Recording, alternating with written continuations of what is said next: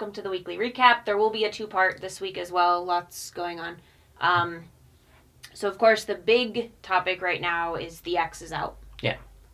And I've spent quite a bit of time with it. Not as much as I would have liked to. Mm-hmm. But I have been just blown away beyond any of the expectations that I could have possibly set for it. Yeah, it's been incredible so far. So the graphics are incredible. Mm-hmm. They're insane.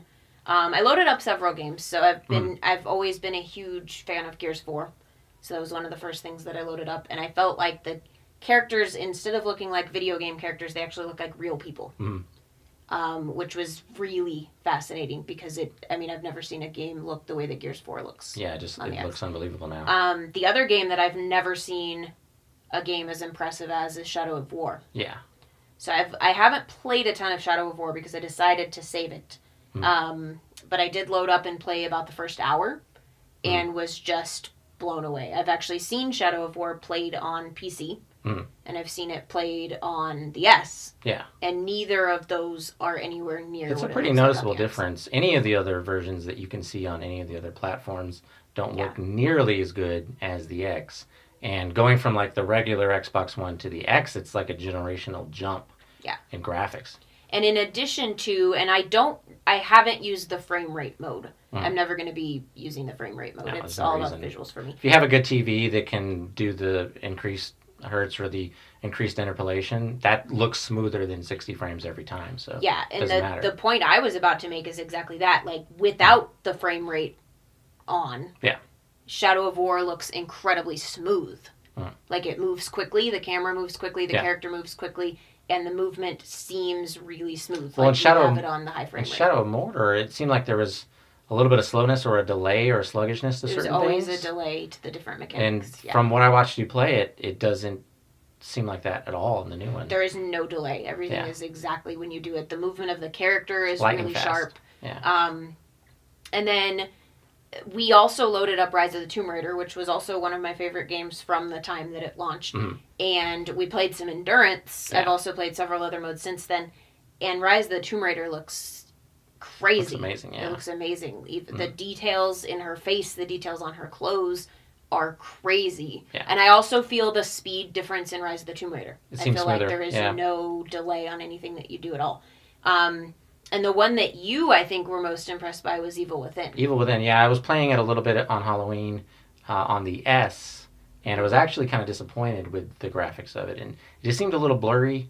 There's a few things. There's like the blurriness. There's the film grain is turned all the way up when you first start it. Yeah. And then it almost seems like there's checkerboarding or something because of that, you know, that like judderiness that you get when you spin the camera and everything blurs at the same time.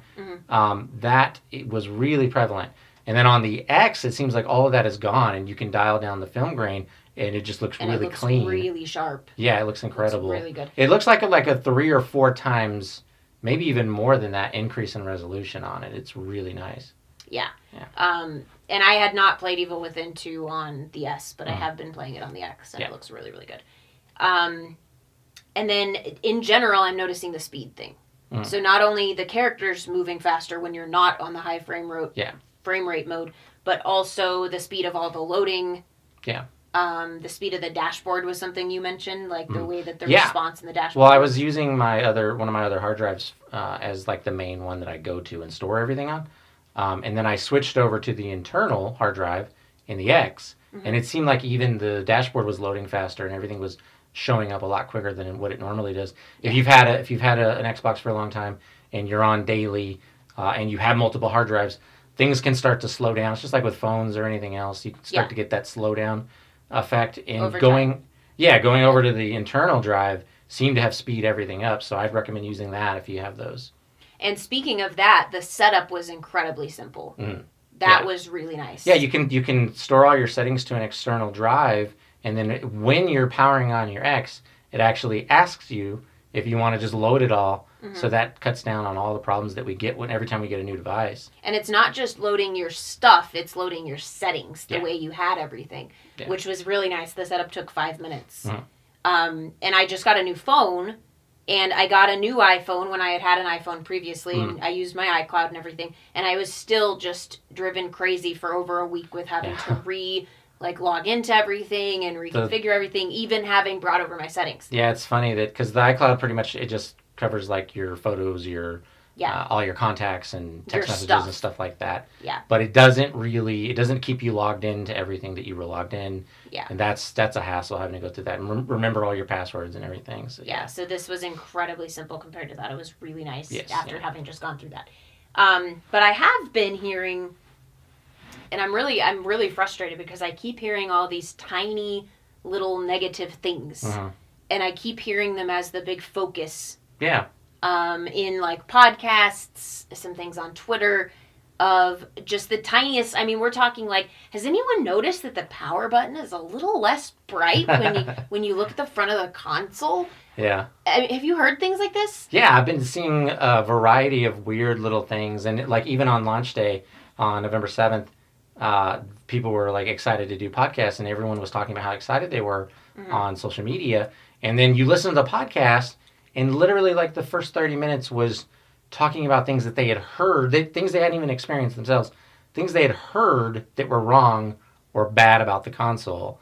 And then there was that big thing with like the power cable. People weren't pushing it all the way into the back. Yeah. So they were like shutting down and stuff like that. Yeah. And that was like, people were talking about that for half an hour, and one of them went for like 57 minutes. It was just talking about bad things from the X. And it's weird. Yeah. If you're excited and you really are, some of these people are very clearly Xbox fanboys. Yeah. If you really are that, why are you focusing so much on all these negative things? Yeah, and there's been many of them, and they're always little tiny like that. And it for me, I've listened to probably 10 podcasts that the whole first 30 to 45 minutes very strange, were these negative little things, like people asking each other, have you heard of this little thing that's been happening?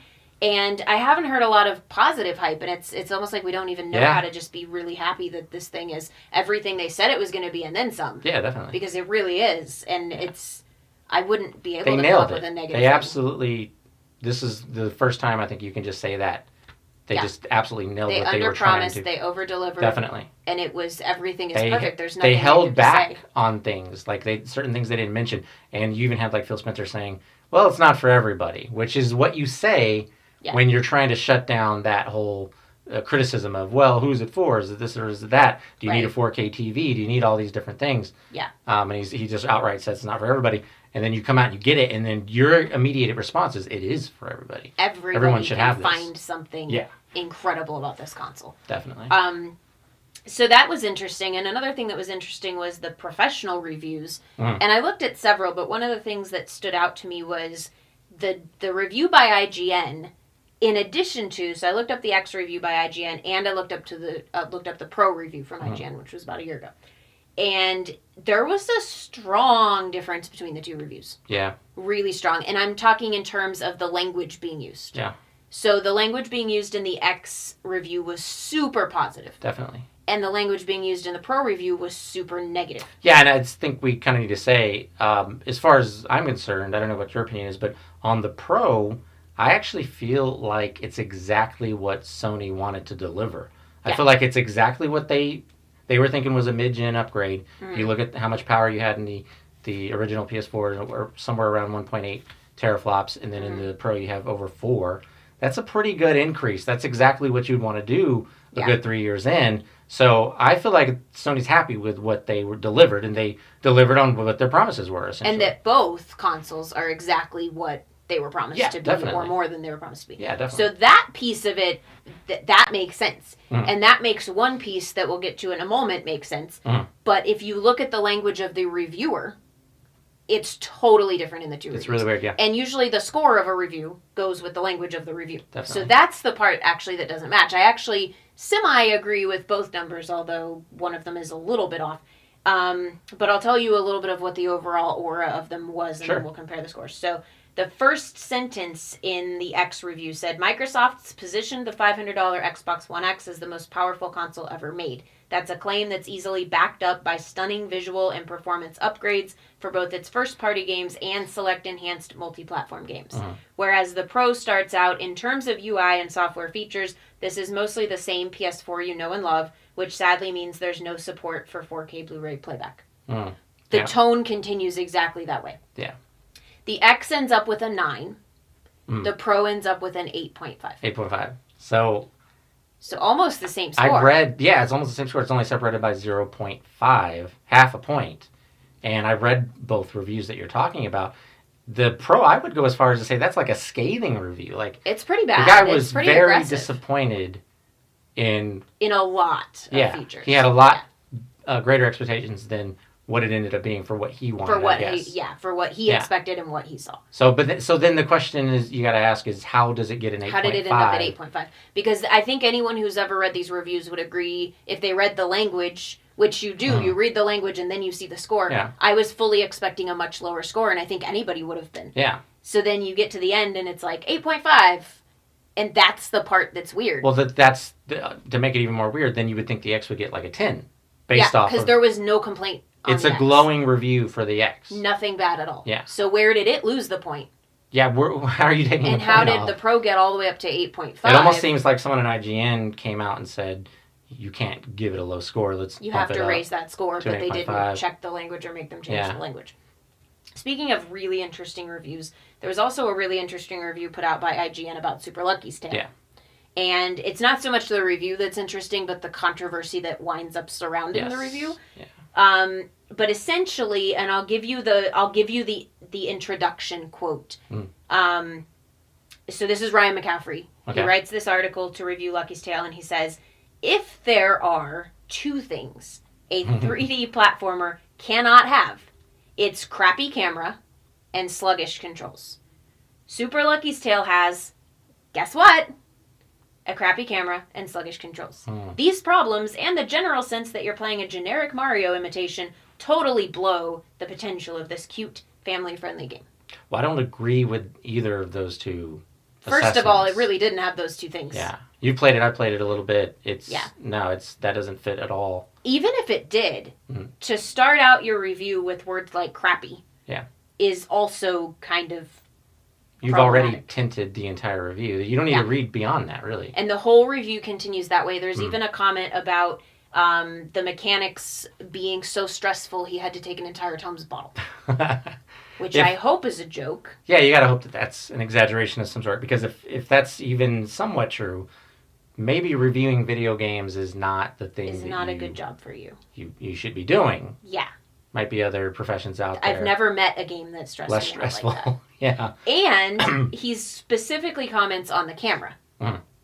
Well, he's also a fan. Yeah, I mean, that's interesting that he mentioned the camera thing because he's a big fan of Ninja Gaiden. He's been talking about it for a while. 13 years about how amazing the game is. And I agree, it is a great game. But it also has one of those types of cameras that's a little wonky, that's a little sloppy at times. Like, you have to keep your character in the center of an area in order to not have problems. If you get anywhere close to the walls, the camera goes all over the place, and sometimes you can't even see what's going on. Yeah. So it's interesting that one game is completely graded on a different curve than another game. Because basically, there's a few other complaints, but basically the entire review is based on the camera not being able to look all the way around and just being able to look left and right. Yes, yeah. And then the other complaint is the collecting of things, which every platformer things. That's the other thing you do besides jumping. If all your game was jumping, that wouldn't be much of a platform. So, I mean, the other thing you do is you collect stuff like clovers or stars or coins, red coins or whatever it is like you do in some of the Mario games. Yeah. And, he's complaining about that as if it's a hard thing to do. Why are you playing that game then? Again, it's a platformer. That's exactly what they do. This is not the game for you then if you don't like that. Yeah, so really interesting. And then there was a Twitter conversation about this, and we're missing part of it because as per somewhat usual, some things were deleted. Yeah, it's all deleted. Which is not the first time we've had this happen. And we didn't catch the very first one, but we can tell in the context there was a very first one. Yes. So basically what we do have a screenshot of is Ryan McCaffrey saying actual gamers, quote, actual gamers on the Xbox store don't even have to play the game to leave a, quote, review. Okay, so hold on for a second. So what you're trying to say is people are buying the game on the Xbox store just to leave a positive review. Just to put a positive review. And probably aren't even playing But they had no intent to play it. Which is ridiculous. Yeah. Which is crazy. Yeah. Who really spends their time doing that? No. And then it continues and it says, actual critics and journalists don't quite think so highly of the game. Yeah, I saw all this. And then Shannon Loftus replies, reasonably so, Ryan, I appreciate your review. I thought you made some good points. You don't need to actively discourage people from playing the game, though. Yeah. Oh, I'm really glad that she got in on this. This is the second time we've seen this recently where a Microsoft employee decided to finally try to defend themselves instead of being professionally and appropriately both times. Yeah, instead of being bullied into whatever it is IGN usually gets them to do. Right. It was Craig, I believe it was Craig Duncan recently, and then she came and said this thing. We also need to say something about Shannon, though. In a previous video, I think it was the last video we did, we were talking about some of the initiatives and how they're always talking about PC and stuff like that. And so people thought that we were just bashing Shannon in addition to the way everybody else seems to do. Because she was the one that did the interview. It was her interview that we were talking about. And we weren't. We actually don't have a problem with Shannon at all.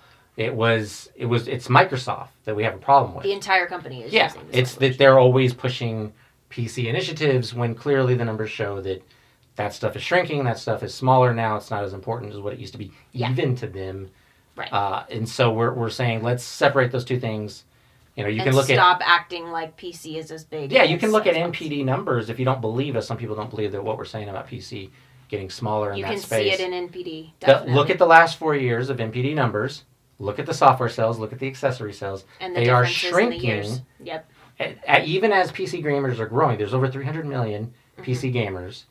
Even as that number continues to grow, those other two numbers shrink a little bit, which means they're buying less. Yep. Less games, less accessories. Whereas the console only has about 100 million. Growing and growing. This generation, there's about 100 million of this gen's consoles. That is growing exponentially. Sometimes it's 20 to 30 times more than what the PC space is. Yeah. So that should tell you where trends are going and what's going on there. Microsoft fits right into those two things. Yeah. So if Steam is experiencing these things and PC in general is experiencing these things, that means Microsoft is as well. And you and I have had several continuing conversation about that we don't like the direction that is going because it doesn't make sense economically for Microsoft to keep pushing the PC thing. Yeah. However, Shannon Loftus is not in a position where she writes her interview. She's told what to say, and even if she weren't told what to say, we both know that when an initiative is that driven by the company, I mean, you have the CEO of the whole company talking about PC as though it's synonymous with Xbox in their quarterly numbers, in their stock numbers. That's everybody. Yeah, that comes down from the top, and you don't have a choice to just be like that one person who doesn't want to say that. Yeah, they're basically giving a directive, and this is how we feel, this is what we say. Yeah, you and I have been in this type of situation before where you're in that room and you're sitting around that table and you see these directives come in, and you know right away, if you know your business, you know right away that what you're being told to push now is not successful. You can tell as you're reading the information, as you're studying the numbers that go along with it. And what are you going to do? Do you want to lose your job and say, hey, this is not something I'm comfortable pushing in these interviews and all this stuff, answering console-specific questions with PC-specific games? Yeah, she's not going to walk up to Phil Spencer or up to the CEO of the company or any of the other execs and say, look, I don't like this whole PC thing, so I'm not going to talk about it. Yeah. That would get her fired. Definitely, yeah. So we don't really have a problem with Shannon. No. I think Shannon is actually intentionally blending her language for exactly the reasons we discussed. But I actually don't think she. Well, also it's kind of unfair to point the finger at any one person in an organization. Oh, absolutely. We're talking about a $600 billion company. So many hands. When things go wrong, or when they start pushing directives and initiatives that aren't maybe the best thing for the console gamer. Yeah. That's not one person. That's a lot of people. That's a lot of people. Yeah, and every decision is a lot of people. People also tend to blame Shannon Loftus for what types of games are coming out and how many first-party games and so on. She doesn't make the budget for that. She doesn't have the control over the budget. Yeah. She can't be like, oh, we're going to buy this $500 million studio because I think this is best. That's not her decision. Yeah, definitely So not. Her hands are tied all the time by, again, a large team of people. She's doing what she can, and Super Lucky's Tale was one of those games that she did help bring to the platform. She was excited about it. So it makes sense a lot of people were excited about it. That she would respond this way. It's good to see them trying to defend themselves because we've seen them be forced to apologize for things that they didn't even do wrong recently. Yeah. Yeah. So, and it's a really eloquently, professionally written comment. And it tells me, especially since we've never seen Shannon Loftus say something like that, it tells me there was a specific tweet probably when the review was first posted that said, do not buy this game. Do not spend your $30 on Very Super much Lucky's so. Tale. Because she wouldn't have said that if he didn't actively, literally say, don't buy this. He's been very vocal about not supporting certain things that Microsoft are doing. In particular, the X. That was one thing that he said. He does not support the X. It wasn't for him. He wasn't jumping in on this one. Super Lucky Tale launches same day. Obviously, this was a bit of a hit on Super Lucky's Tale. Yeah. So not only saying don't support the X, don't support this game, don't buy whatever Xbox has coming out, basically. Yeah. It's just not good enough still. To drive that home on launch day of the X. He's talking about a PSVR demo. He was talking about PSVR, which I don't even know if he even has. There was no tweet, and I went and I researched, and throughout the day, there was never a hype tweet about the X, which from the Xbox guy at a big media site, you would expect something like that. Yeah. There was a tweet that said, like, there's this awesome PSVR demo, go get it, it's so amazing. And then 5 minutes later, he's like, oh, whoops, it's tomorrow. Which it's not even on X launch day. I doubt that's even a mistake. I think he knew that it was launching. He was trying tomorrow. to divert attention and then had to Very be like, much. oh, oops. Yeah. It was very obviously planned. Even if not, why would you not tweet about the X at all? There was no tweet throughout the day. It's weird to tweet about a PlayStation VR demo, not even a game that's coming out that day. Yeah. Just a demo. And have it be even the wrong day when everyone is talking about the X on social media. It's crazy. Yeah. It's so blatant to not specifically say very obvious. And, I think we're seeing this really big trend, and it's a continuing conversation, and it continues into part 2 of this week. But we have people like this in these big media sites, in these big influential positions that gain this following.